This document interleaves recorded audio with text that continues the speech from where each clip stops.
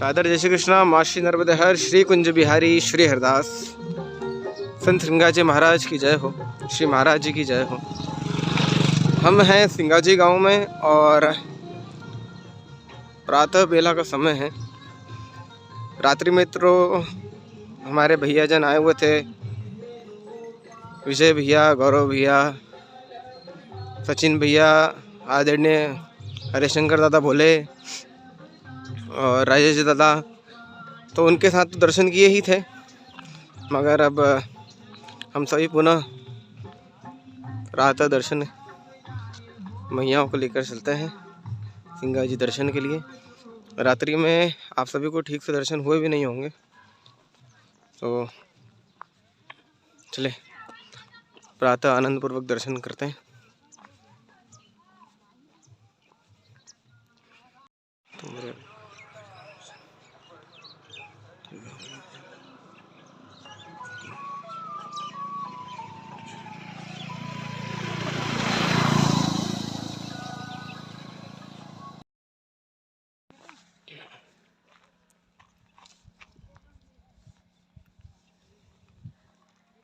ये जलाशय उतना मुझे ज्ञात है विश्व का दूसरा सबसे बड़ा जलाशयों में से एक है जो इतना फैला हुआ है।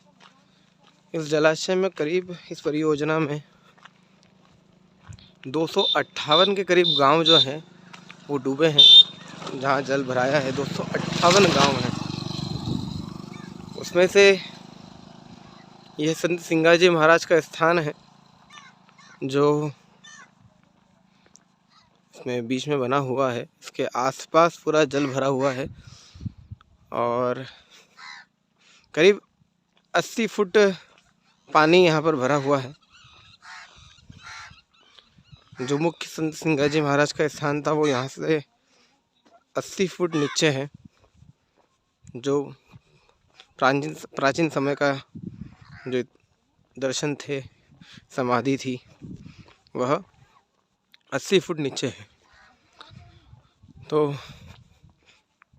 सरकार के द्वारा ये जगह को बड़ा सुंदर बनाया गया और करीब गांव से 2.5 किलोमीटर दूर यह पुल बनाया गया है। और उसके बाद श्री संत सिंगाजी महाराज का समाधि स्थल है, उनके बड़े भाई का समाधि स्थल है, आदि जनों का समाधि स्थल है। तो वहीं चलते हैं, वहीं जाकर आपको सिंगाजी महाराज श्री के जीवन को से भी हम परिचित करवाएंगे। जितना कुछ मुझे ज्ञात है और जितना मैंने सुना है वह मैं आपको बताऊंगा, और कैसे समाधि स्थल का निर्माण हुआ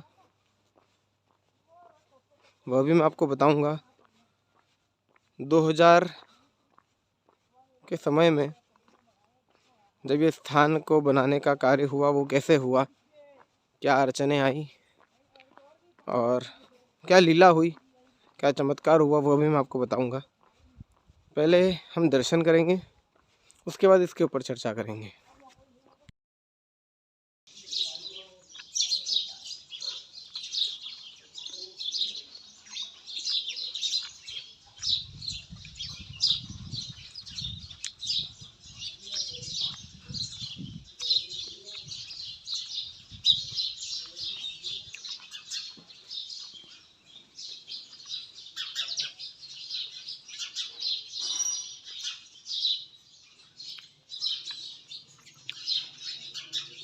यह स्थान संत सिंगाजी महाराज के श्री नाती जो थे, श्री दलूदास जी महाराज जी, उनकी समाधि स्थल है।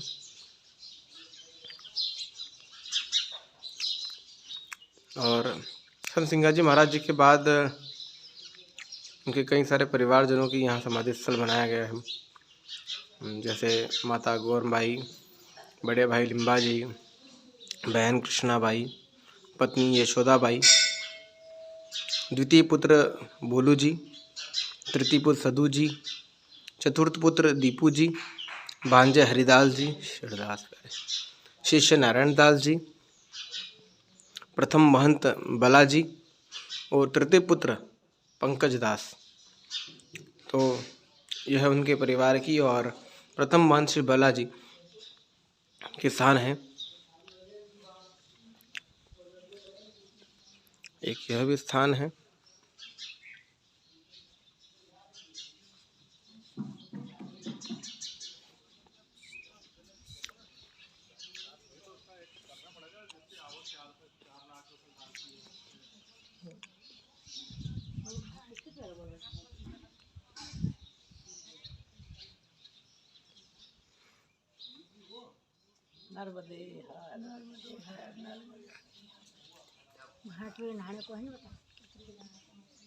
अभी हम नीचे की ओर भी चलेंगे दर्शन करने के लिए।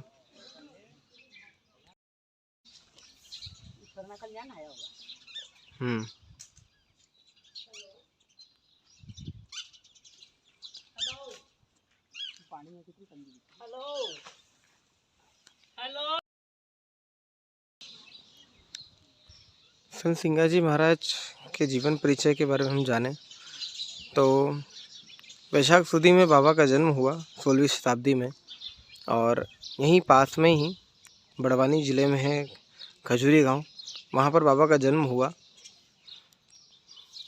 बाबा पहले तो एक जगह कार्य भी किया करते थे, व्यवसाय आदि में नहीं थे, काम करते थे एक राजा के वहाँ। कहा जाता है बीच में संदेश वाहक भी रहे, और उसके बाद वैराग्य की उधर आगे की बढ़े।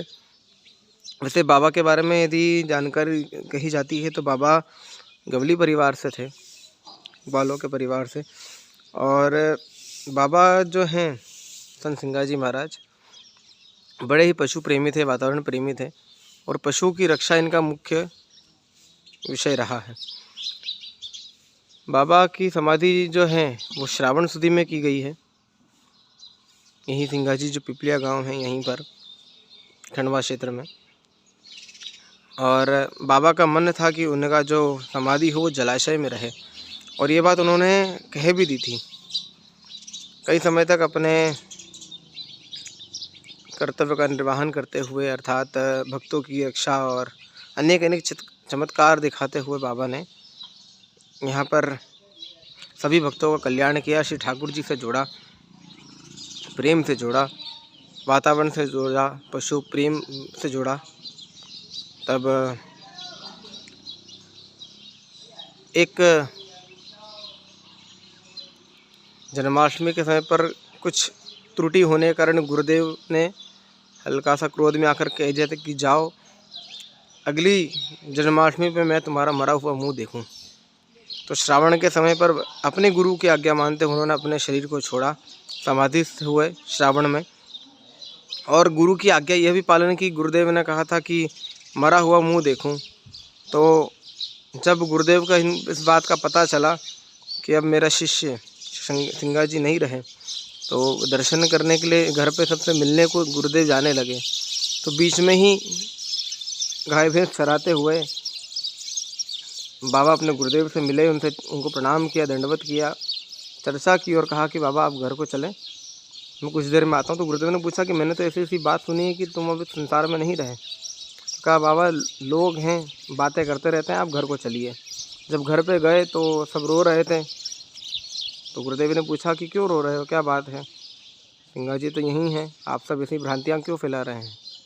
तब सबने बताया कि नहीं बाबा,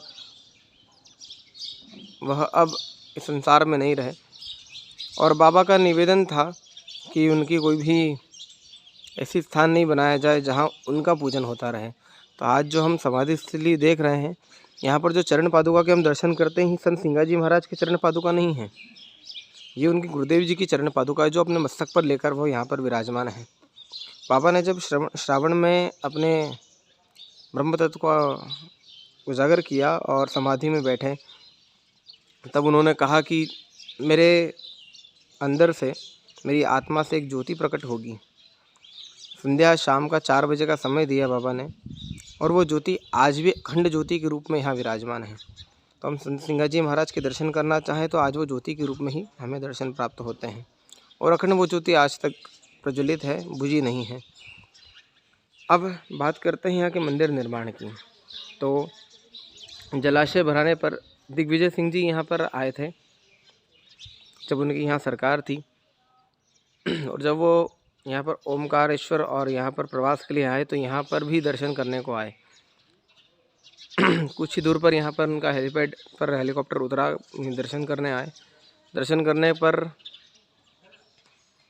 करके आने के बाद यहाँ पर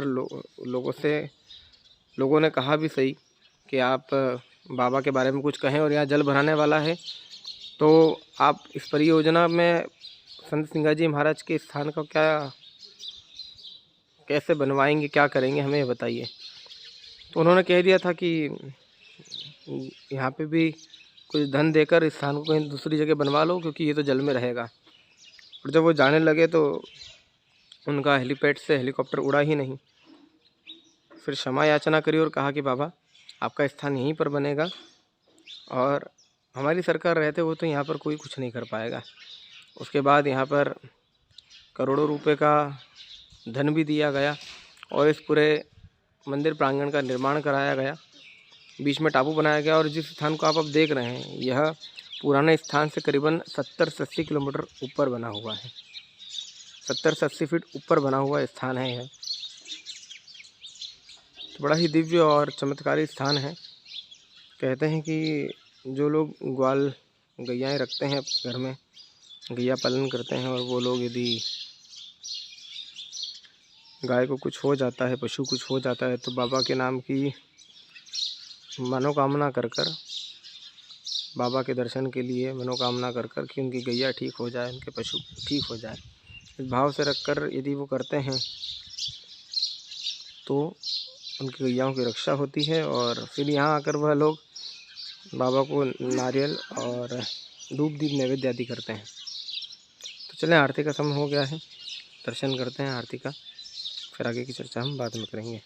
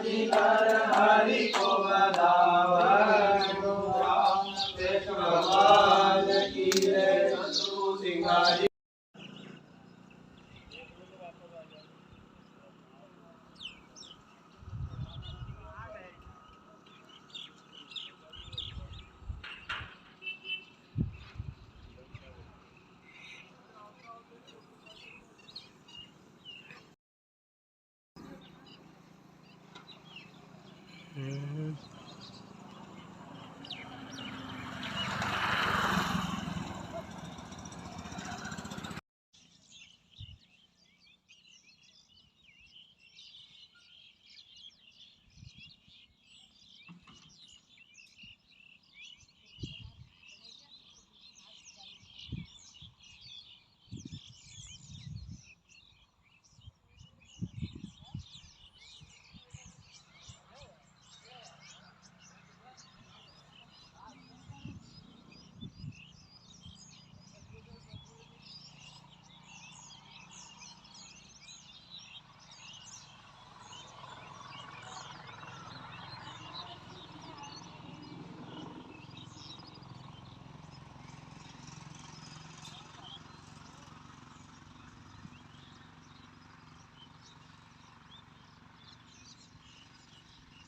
ये दूध तलाई धाम है जहाँ पर उधर स्थान बना है।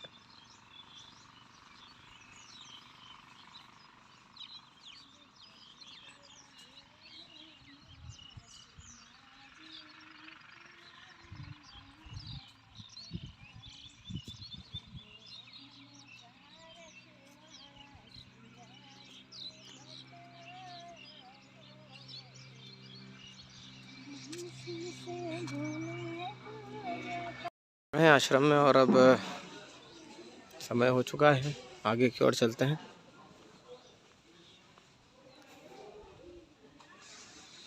महादेव के दर्शन।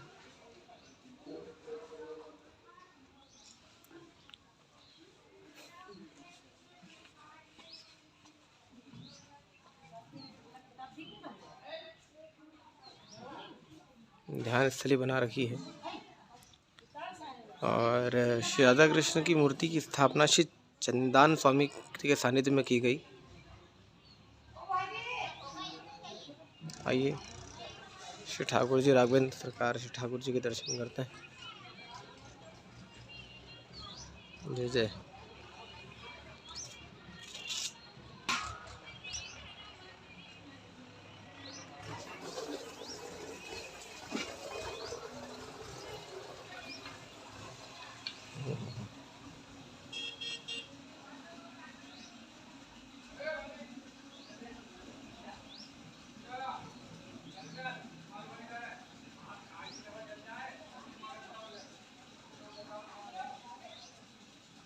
अति सुंदर। हाँ, मैं तो लाल जी तो है ही सुंदर।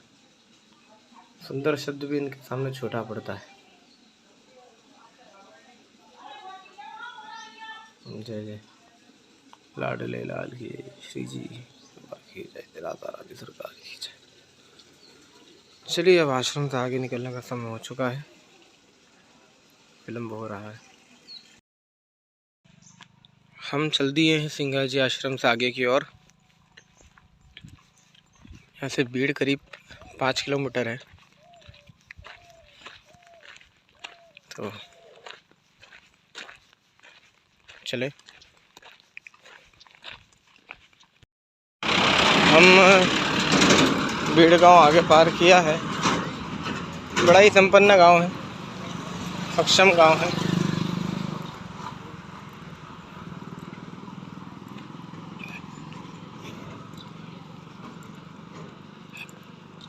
मध्याह्न का समय हो चुका है, चलते हैं आगे।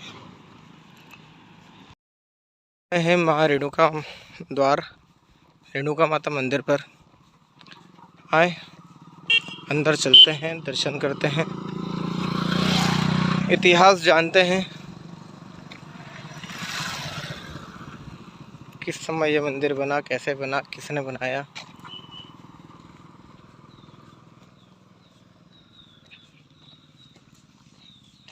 जय दादा परशुराम।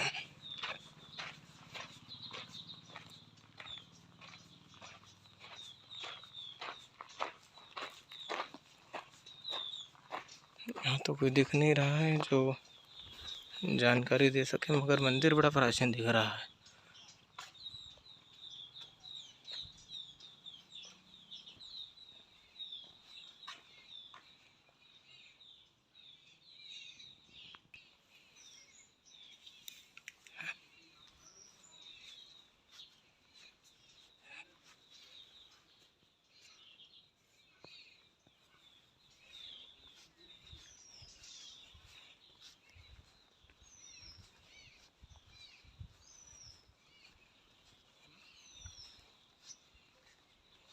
मुख्य द्वार वही है, उसके अलावा एक द्वार पीछे की ओर है, मगर दोनों तरफ ही शायद ताले लगे हुए हैं।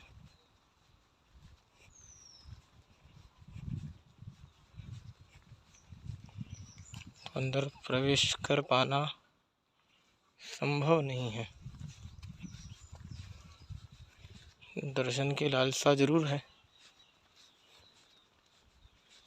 मगर कैसे दर्शन हो समझ नहीं आ रहा।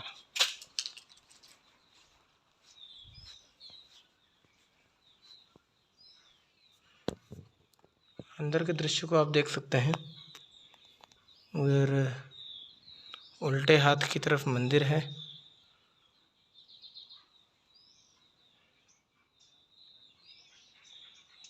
ताला लगा हुआ है, जिस कारण दर्शन हो नहीं पाएंगे। कई देर से रुका था और दर्शन की इच्छा से महाराज को, यहाँ के पुजारी जी को फ़ोन भी लगाया। फ़ोन उठाया, बोल रहे हैं 15 मिनट से आ रहा हूँ, मगर मुझे यहाँ रुकते रुकते आधा घंटा हो गया है। मेरे पास समय कम है, मुझे आगे निकलना है। तो मैया को बाहर से ही प्रणाम करते हैं, आगे की ओर चलते हैं। हाँ, तो यहाँ कोई कुछ बताने वाला है ना कोई कुछ कह सकते हैं, तो चलिए निराश होकर ही आगे चलना पड़ेगा।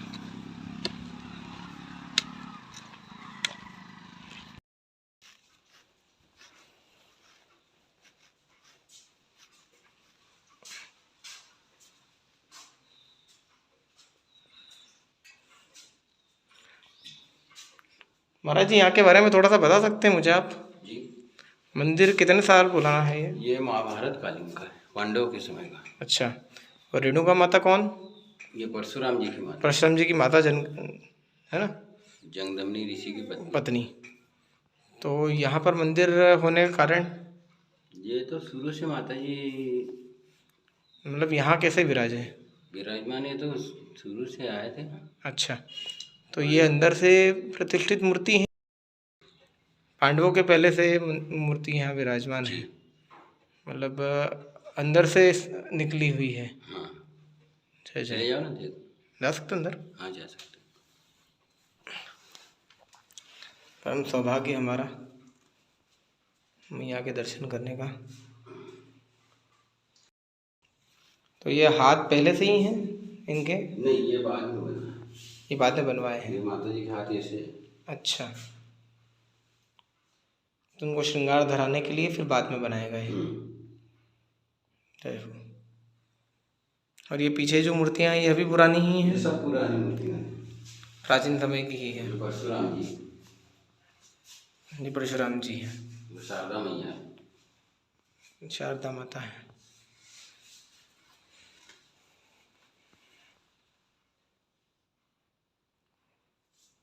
इस मंदिर का इतिहास थोड़ा सा बताइए, कैसे यहाँ पर ये मूर्ति स्थापित है? ना तो अपन को मालूम। अच्छा, आप कब से यहाँ सेवा कर रहे हैं? हमारे को तो 5 पीढ़ी हो गई। 5 पीढ़ी हो गई है जी। जय हो। पापा रहते थे जी। जी, अपन को ये सब काम धंधा कर ले। हम्म, पापा गुजर गए तो फिर अपन का समझ। जय हो। पुनः हम निकल गए हैं मुंदी गांव की ओर।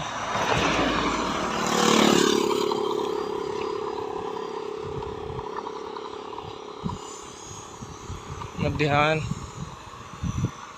3:30 का समय हो रहा है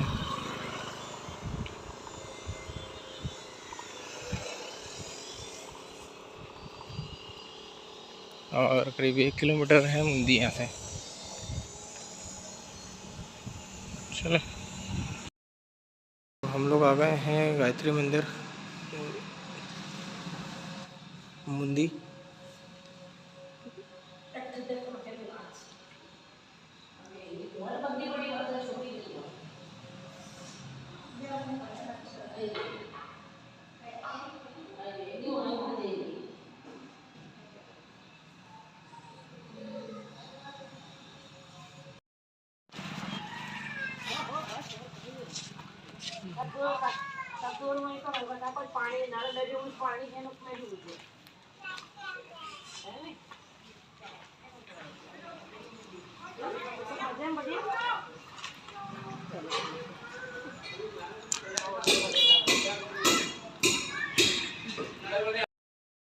तो हम आ गए मंदिर मेघल सुधा भवन, नर्मदे हर प्रभु।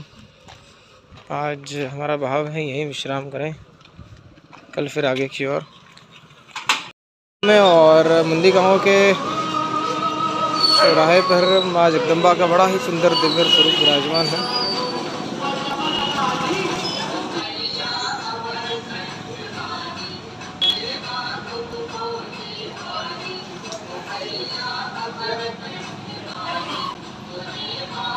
विशेष दर्शन करने के लिए आया था, भैया को प्रणाम करते हैं।